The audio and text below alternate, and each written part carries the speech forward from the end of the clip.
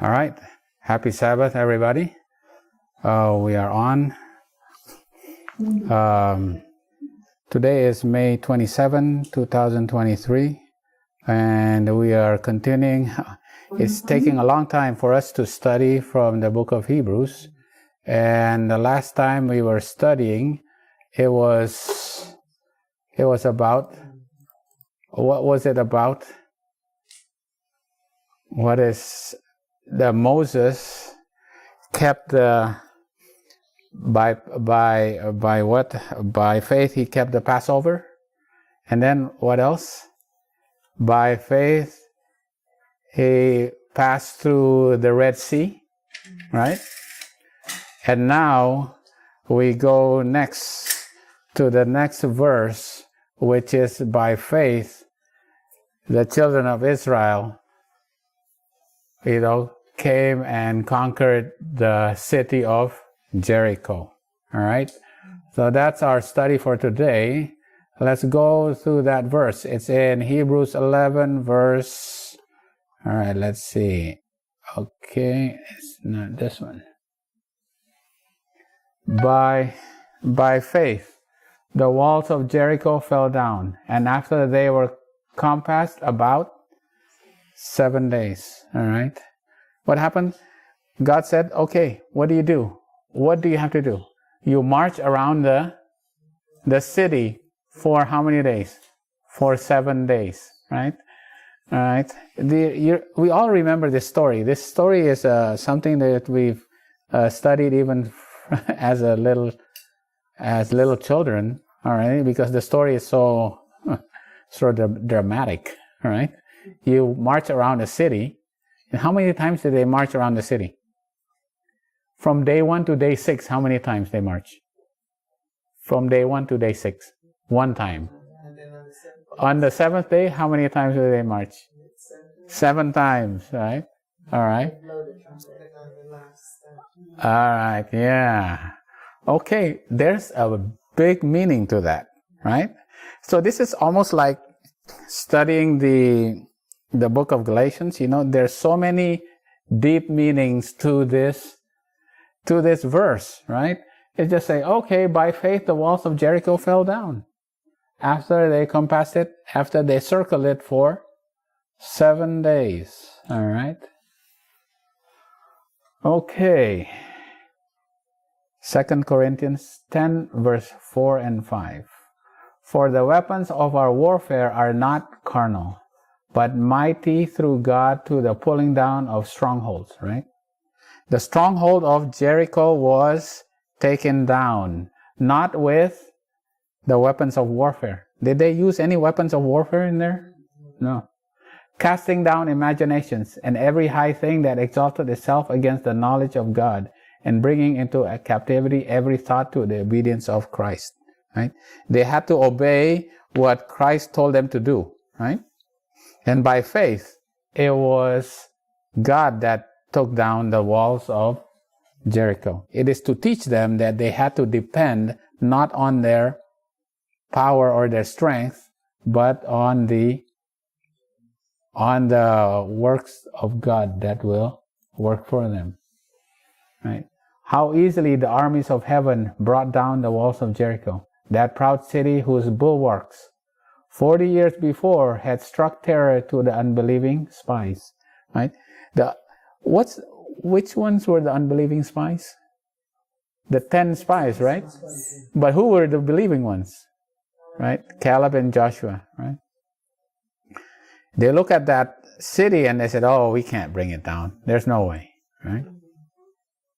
Against that word, human strength was, the mighty one of Israel had said, I have given into thine hand Jericho.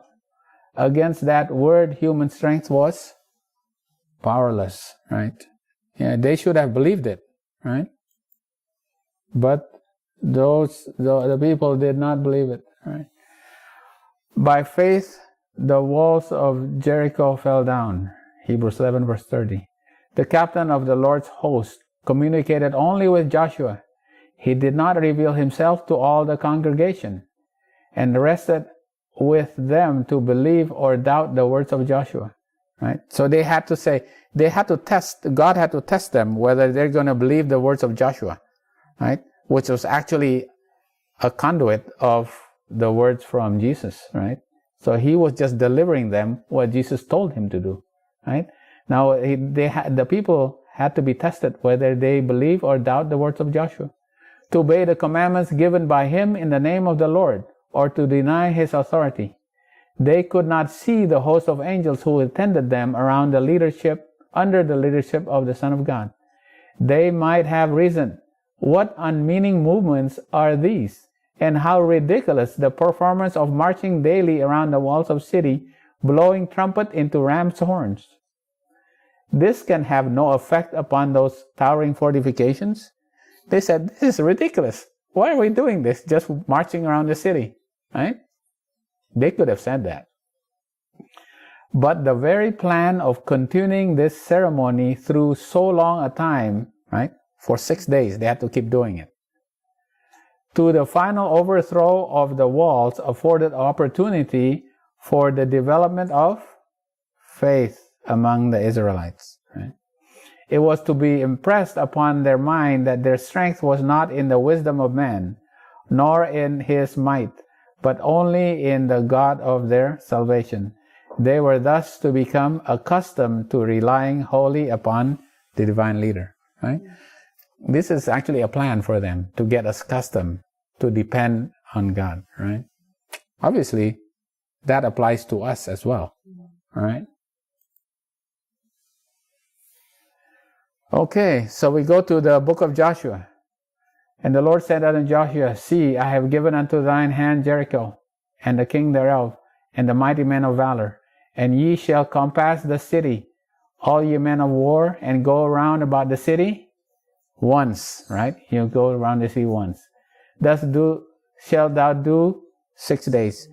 You go around the city once for 6 days. And how many priests? 7 priests shall bear before the ark. How many trumpets? 7 trumpets. Okay, now here we go. Now we see, okay, we have to study this because there's going to be 6 days that you march around one time. And on the 7th day, you have 7 priests blowing 7 trumpets. All right. Okay. And the trumpets in the Hebrew word is shofar. And ram's horns is yobel. All right. Okay. And the 7th day you shall compass the city how many times? 7 times. And the priest shall blow the trumpets. And it shall come to pass that when they make a long blast with the ram's horn, and when you hear the sound of the trumpet, all the people shall shout with a great shout. And the wall of the city shall fall down flat, and the people shall ascend up every man straight before him. And Joshua the son of Nun called the priests and said, Take up the ark of the covenant, and let 7 priests bear 7 trumpets of ram's horns before the ark of the Lord. And he said unto the people, Pass on, and compass the city. Let him that is armed pass on. Okay, all right, there's a lot of different meanings to this. There's a lot of meaning here. Shofar. Shofar is the trumpets. And ram's horn is yobel. Right? The reading is shofar hayovelim, because it's ram's horns. It's actually plural. When you read shofar yovelim, it actually means jubilee trumpets. You have to blow the trumpets of the jubilee. Okay, what does that mean? What does jubilee mean? What happened during the jubilee year, which is the 50th year or the 7th year? You have to be freed. There's the release. When you are released, when you are free, right? Because they used to be, what were they in Egypt? They were slaves, and now they're free, right? And they're free to have their own land by conquering Jericho, right? So this is like a jubilee for them. To conquer Jericho, blowing the trumpet of the jubilee is for them to be released from their bondage. Okay. All right, what is pass on? Pass on is pass through. It's abar. Pass on means abar, right? And abar is like pass over, right? Now it's it's like to pass over, is to pass through. They have to pass through. Like what the destroying angels did to the Egyptian houses. The angel passed through. So they had to destroy, right? And when they compassed the city, right? Okay, but it had to come down by faith. All right? So it has something to do with blowing the trumpets of the Jubilee. Okay. All right? So you know where I'm going with this, right? We're going to have to study the Jubilee and the release. And 7 priests blowing 7 trumpets. And it came... there. Does it mean also 7 trumpets? 7 trumpets. We're going to have to do the 7 trumpets. And it came to pass on the 7th day that they rose early from the dawning of the day and compassed the city after the same manner 7 times. Only that day they compassed the city 7 times. And it came to pass at the 7th time when the priest blew with the trumpets, Joshua said unto the people, shout, for the Lord hath given you the city.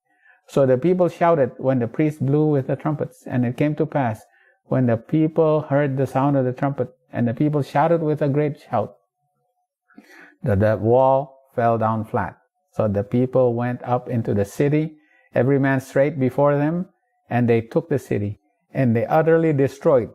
They passed through, right? All that was in the city, both men and women, young and old, ox and sheep, and ass with the edge of the sword, right? They were now they can remember what the Passover, right?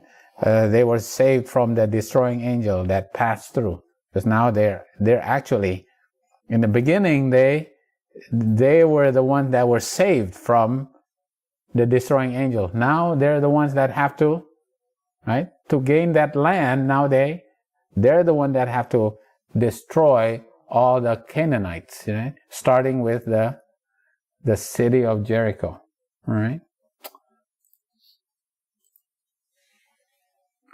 Okay, so what is the Jubilee?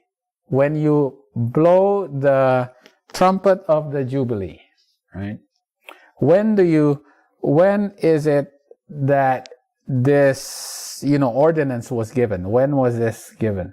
Right? It was given in actually the Mount Sinai. In Mount Sinai, the book of Leviticus was given, and God said, speak unto the children of Israel and say unto them, when ye come into the land which I gave you, when you come into the land, when is it that you come into the land? When you get to Canaan, right? Then shall the land keep a Sabbath unto the Lord. 6 years shalt thou sow the field, and 6 years thou shalt prune thy vineyard and gather in the fruit thereof. But in the 7th year shall be a Sabbath rest unto the land. Okay? All right. And you keep going. All right. 6 years you work the land, and what happens?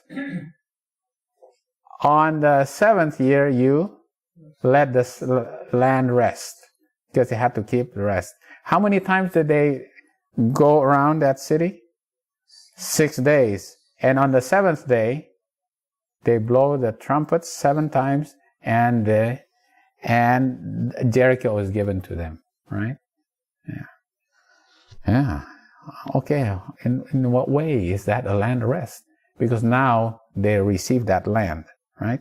That land is now given to them. It is now released. Okay?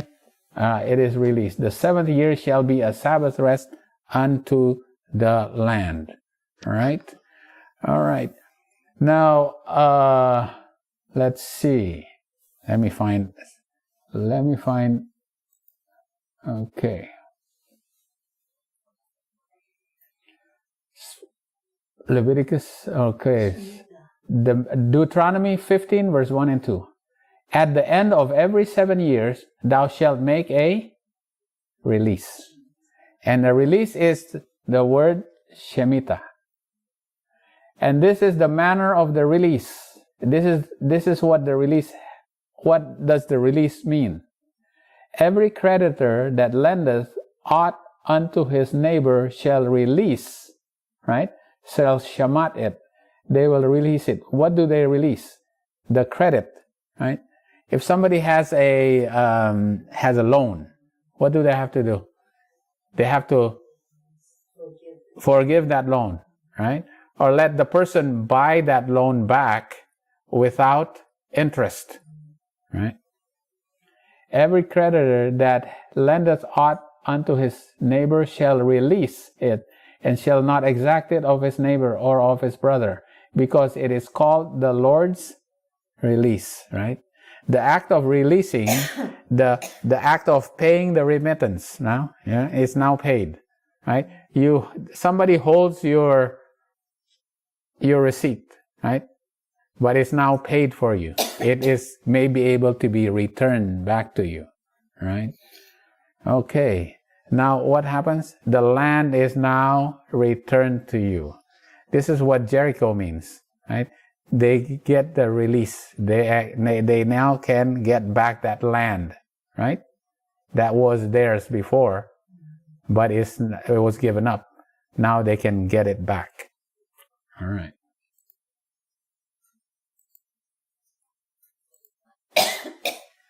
Speak unto the children of Israel, saying, in the 7th month, in the 1st day of the month, shall ye have a Sabbath, a memorial of blowing of trumpets. What is this memorial of?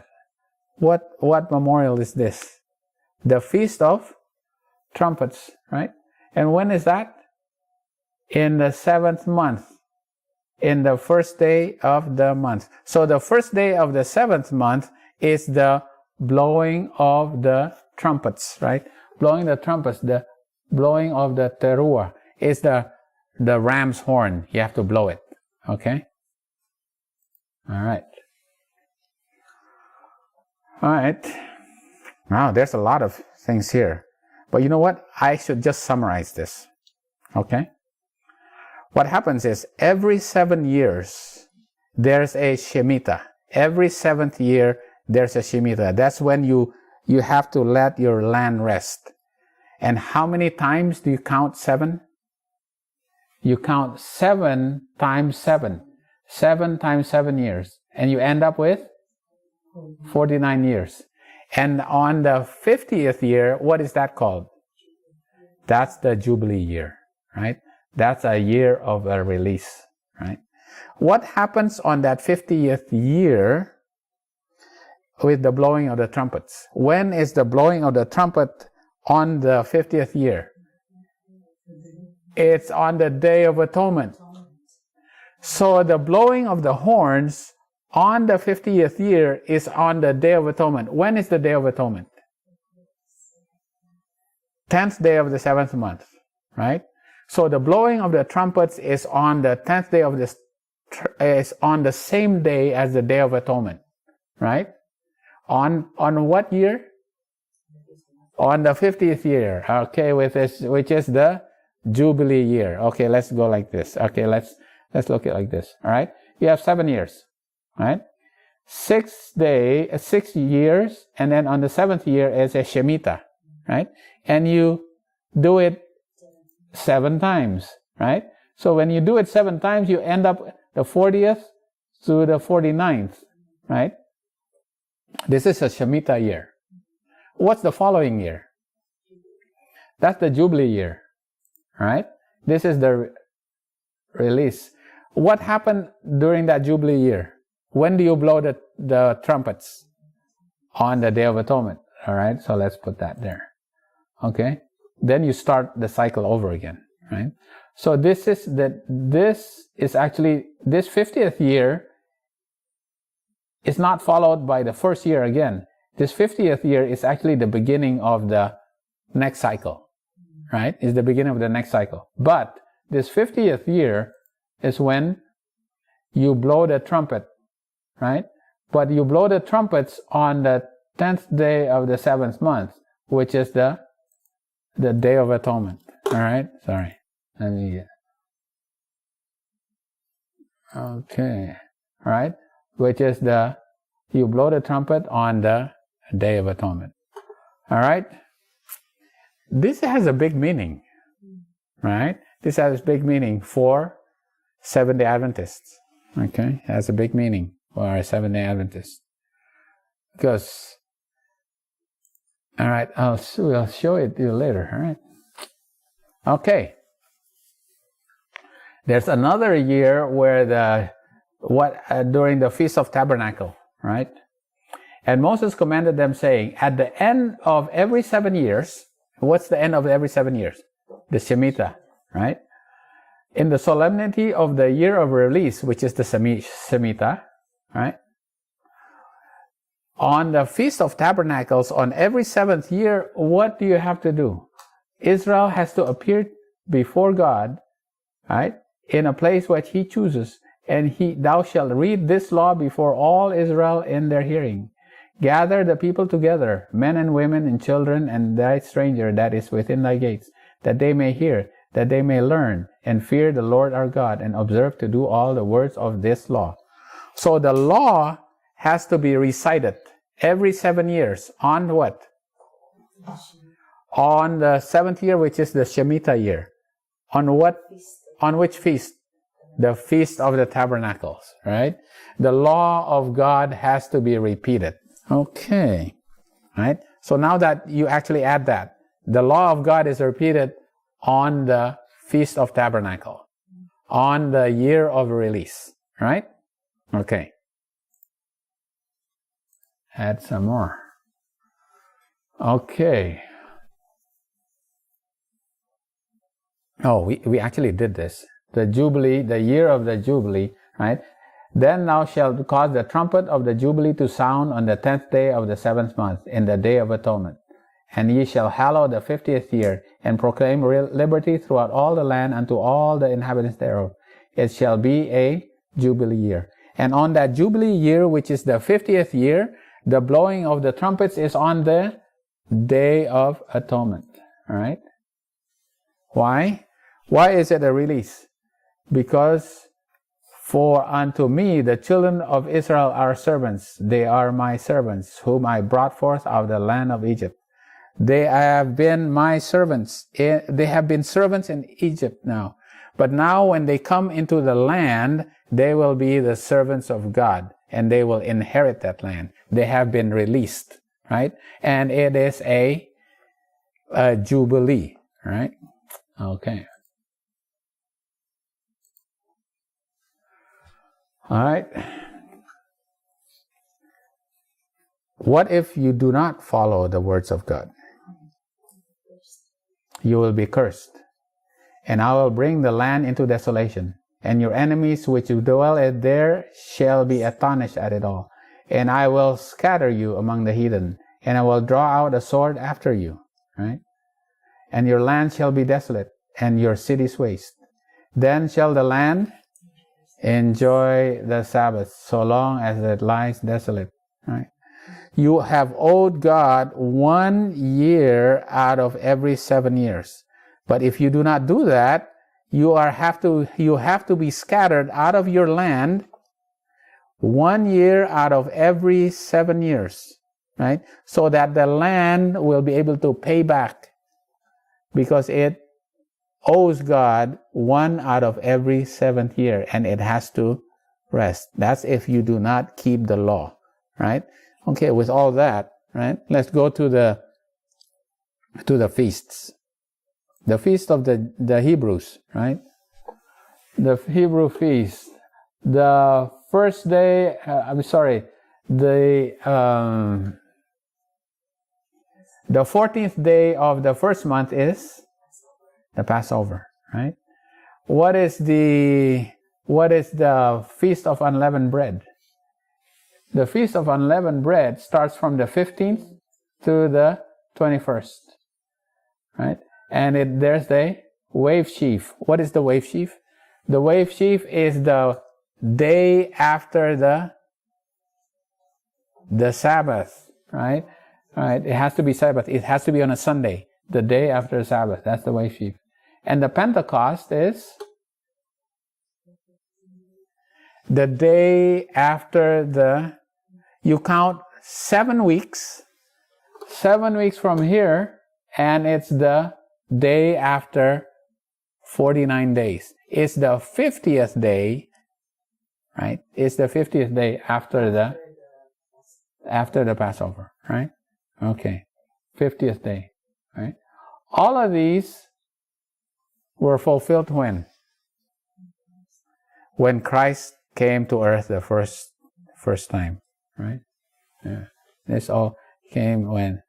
But what about the fall feasts? What are the fall feasts? These are the spring feasts, right? When are the fall feasts? That's the blowing of trumpets. What else?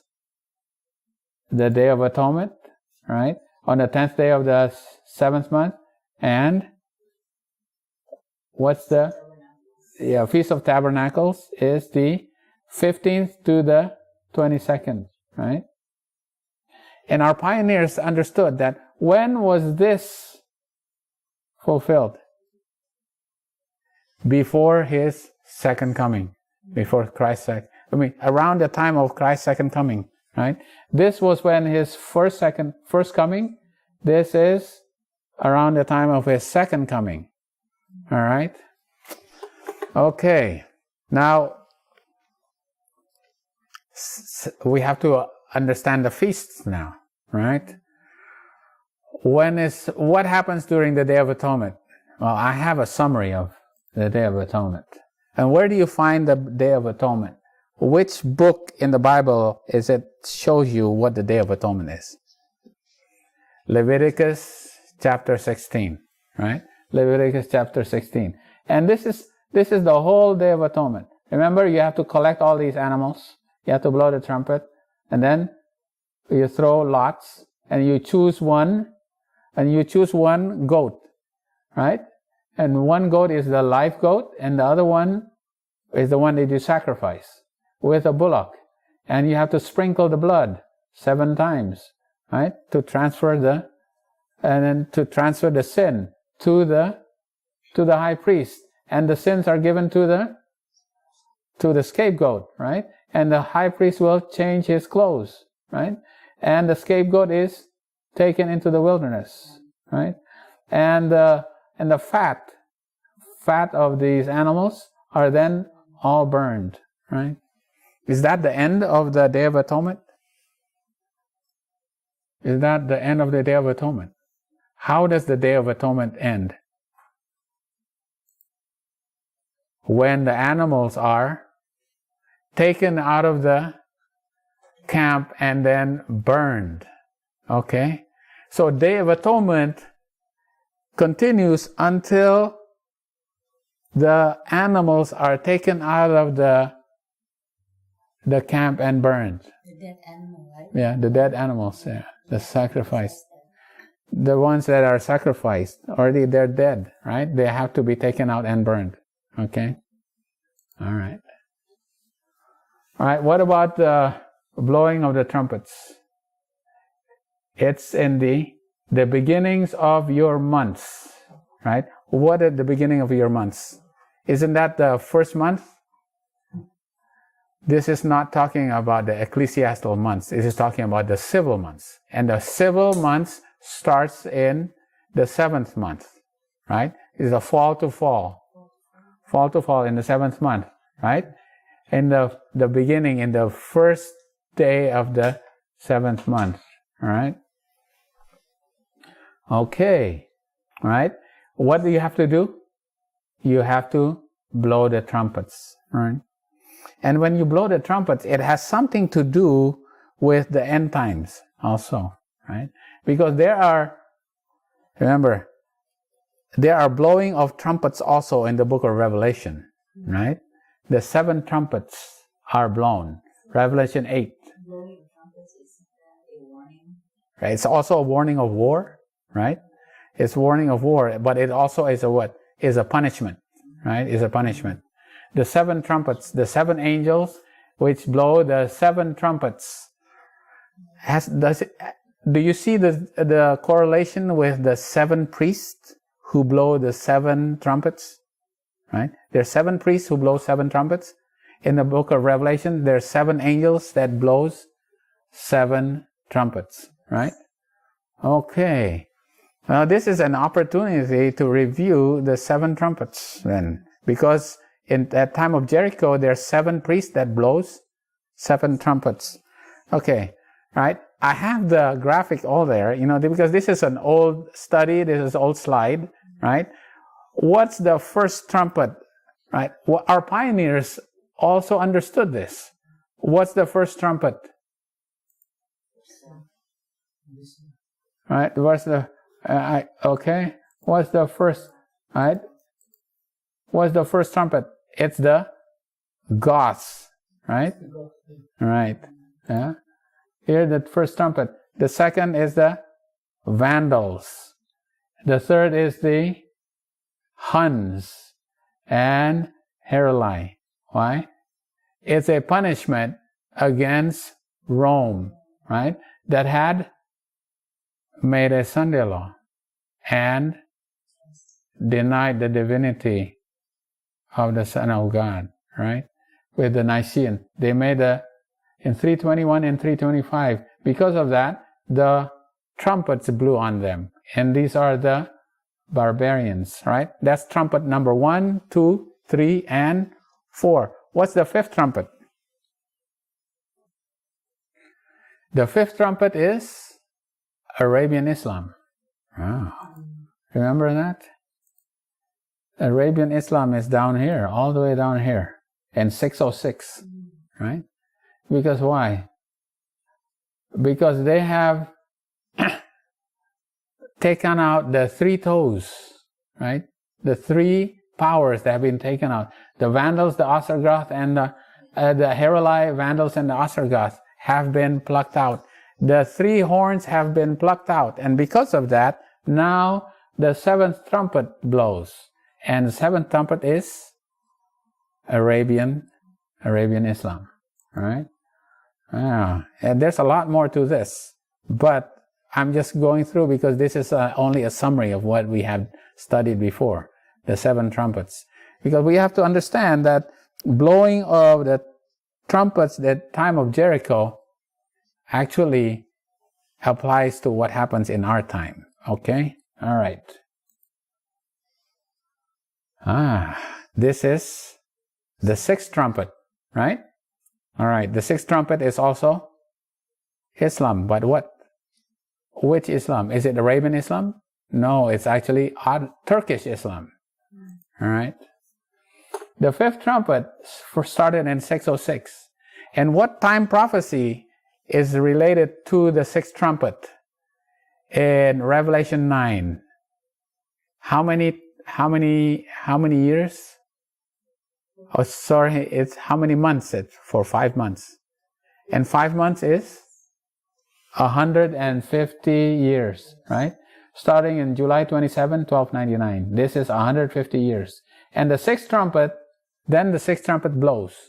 And it blows for one year, 1 month, 1 day, and 1 hour. All right? And how many years is that? 391 years and 15 days. So when you count that, you add 150 years plus 391 and 15, you arrive on August 11, 1840, right? Right? August 11, 1840. And that's the end of the second wall, right? These are the trumpets. Now all these predictions were made before it happened, right? And the predictions of the timelines, right, is part of the seven. No. The seven thunders. Oh, yes. All right. So you have seven thunders, which is all-time prophecies. All right. Now, Uriah Smith says, when does the seventh trumpet start? 1844, right? How does he know that the seventh trumpet starts in 1844, right? Because there is a seven thunders, right? The seven thunders are the time prophecies that starts after 1798 during the first and second angel's message until time is no longer. What time is this? What kind of time is this? Prophetic time. There's no more time prophecies, because the seven thunders are the seven time prophecies that end in 1844. And then the seventh angel blows the seventh trumpet. That's why the seventh trumpet starts in October 22, 1844. Right? What does Ellen White say? Right? October 22, 1844 is also the Day of Atonement, right? Prophetically, the Day of Atonement. Okay, so if the blowing of the trumpet also happens on the Day of Atonement, that means what year is that? That's the Jubilee year. Remember? The blowing of the trumpet that happens on the Day of Atonement is a Jubilee year. So we have been in a Jubilee year, right? And the Jubilee year, that means it's heralding a Jubilee year, right? Okay.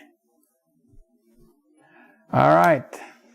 Wow. There's also the seven times, right? The seven times is like, this is the creation week. And this is the 7-day Sabbath. It's like the life of Jesus, right? The life of Jesus during the Passion Week, right?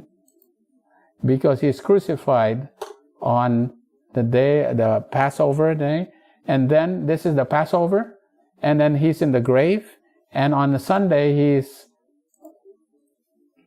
the day after tomorrow, he's a wave sheaf, and he goes to heaven, right?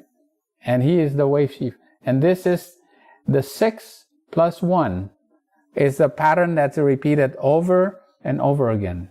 This is the seventh day, it's the seventh day of release, right? If you do not keep your Sabbath rest, you owe 7 years. And this is why Daniel realized that they had to go to Babylon for how many years? For 70 years, because they had not let the land rest for 490 years. But that is why they had to go for 70 years, right? They did not let the land rest for 70 years. 1 year out of every 7 years. And this is when they had to come back. They came back because now the land had rested, right? Not only the land rested, but the walls and the roads, the streets had to rest, and then they were eventually rebuilt, right? The people were gathered back. The walls and the streets were restored, and the temple was restored in 516. All right. Okay, wow, that's a lot. There's so many sevens. 7 trumpets, 7 thunders, 7 times, right? Okay. So when does the Jubilee mean? When does the Jubilee start? When does the Jubilee actually start? When does the Jubilee start? Remember, the Day of Atonement is when the trumpet actually blows also, right? In 1844, right? That means it's heralding the Jubilee year. So when does that Jubilee year actually start for us? All right? As God spoke the day and hour of Jesus' coming and delivered the everlasting covenant to his people, he spoke one sentence and then paused while the words were rolling through the earth. When was this? During the 7th plague. Oh, wow. Then you have another 7th plague, right? During the 7th plague, he actually will announce the coming of Jesus, right? The day and the hour of the coming of Jesus. And then what happened at that time? Then commenced the Jubilee. Wow, the Jubilee commenced, right? The Jubilee is the 7th millennium, because the land has been worked from the time of Adam for 6,000 years, right? And then this is the 7th plague, right? The 7th plague, just before Jesus comes, right? There will be the beginning of the Jubilee, which is the release, right? The land will now rest for 1,000 years. That's the 7th millennium. This is 1 and this is 6, right? 6 and 1 for the 1,000 years, right? This is the Jubilee until Christ will come back again, right? Yeah, we are very close. We're actually living right here, very close, right? Yeah. So since 1844, there has been the trumpet of the Jubilee has been sounded, and the Day of Atonement had been sounded, heralding the Jubilee. And this is the Jubilee that we're talking about, right? The 1,000 years after 6,000 years, right? Okay. All right. Thou shalt observe the Feast of Tabernacles, right? After thou hast gathered in thy corn. So it's the Feast of Tabernacles is the ingathering, right? Right? Remember, it happens after the Day of Atonement. So the Day of Atonement has to end, and then that's going to be a Feast of Tabernacle, which is an ingathering, right? Right? And not only it's a feast also, but it's also the time that the law is recited during the Feast of Tabernacle. All right? So the Feast of Tabernacle is when the law is recited, and there's the last ingathering. Right? It's the last one. It's the 7th feast. It's the last feast. All right? When do we see this? So when is the Feast of Tabernacle actually fulfilled? When the New Jerusalem comes, all right? We already studied this. The Feast of Tabernacle was not only commemorative, but typical. It is not only pointed back to the wilderness sojourn, but as the Feast of Harvest. It is celebrated the ingathering of the fruits of the earth, right? It's the ingathering. And pointed forward to the great day of the final ingathering, when the Lord of harvest shall send forth his reapers to gather the tares together in the bundles for the fire, and to gather the wheat into his garner. At that time, the wicked will all be destroyed. They will become as though they had not been. Obadiah 16. And when is that? When Jesus comes, the New Jerusalem comes down, right?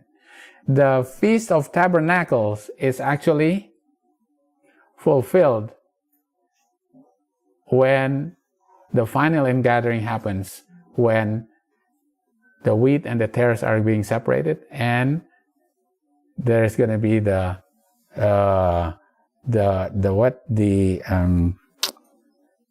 fire is going to come and burn all the tares, right? Right, in the lake of fire, right? What about the law of God? Remember, at the Feast of Tabernacle, there's the final ingathering and the law of God. There you go. The reading of the law of God, it has to be read, right? When is that actually fulfilled? When is the law of God fulfilled? As if entranced, the wicked have looked upon the coronation of the Son of God. They see in his hands what? The tables of the divine law, the statutes which they have despised and transgressed. They witness the outburst of wonder, rapture, and adoration from the saved. And as the wave of melody sweeps over the multitudes without the city, all with one voice exclaim, "Great and marvelous are thy works, Lord God Almighty. Just and true are thy ways, thou King of saints." Right? And falling prostrate, they worship the Prince of Life. Do you see this? What happens? They all shout. What happens at time of Jericho? With the blowing of the trumpets? They all shout, right? Right? In the Feast of Trumpets, what do? You have to recite the law of God, right? It's the final ingathering, right? This happens at the end of the Jubilee, which is the 1,000 years at the end, right? Okay. That's a lot of, right? It happens here at the end right here, right? So remember, the Passover happened during the time of Christ, right? That's the fulfillment of the Passover. And then the wave sheaf, right? Jesus was the wave sheaf, right? And then the Feast of Unleavened Bread, he's in the grave, right? But then as the wave sheaf, he's presented to the Father. He goes up to heaven and then he comes down. And then the Pentecost, right? But there's also, these are the feasts that happens at the time of Jesus in 31 AD, okay? But then you have the Feast of Trumpets and the Day of Atonement. And the Jubilee starts when God will reveal when Jesus will come, and the hour and the date, right? Then the Jubilee starts. This is when the Jubilee starts, right? And then this is that's the Feast of Tabernacles. I forgot where I put that 50 there. Oh, 50 is the year of release, the 50th year, right? That's the Jubilee. Okay. So now, put all of that together. You know, do you understand why the blowing of the trumpets in Jericho is so relevant for us, right? Why it's so significant? Because it shows that they have now been released from being slaves in Egypt. Now they are released from their bondage, and now they get back their land, right?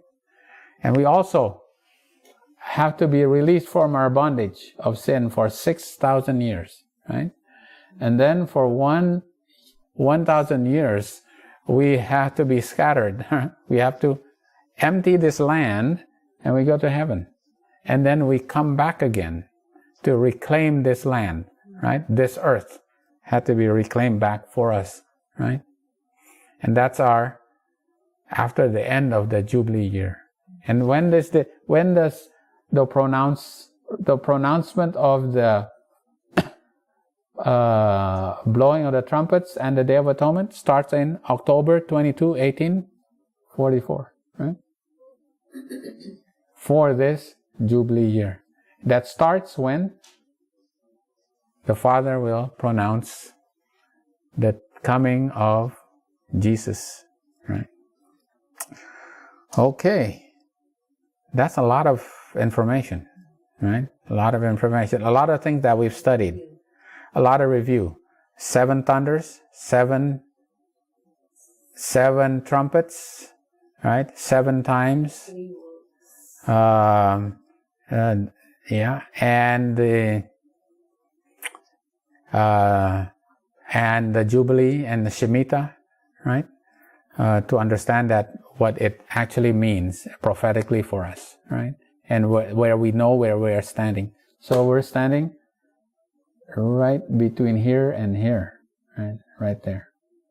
Okay. All right. And that is a more sure word of prophecy.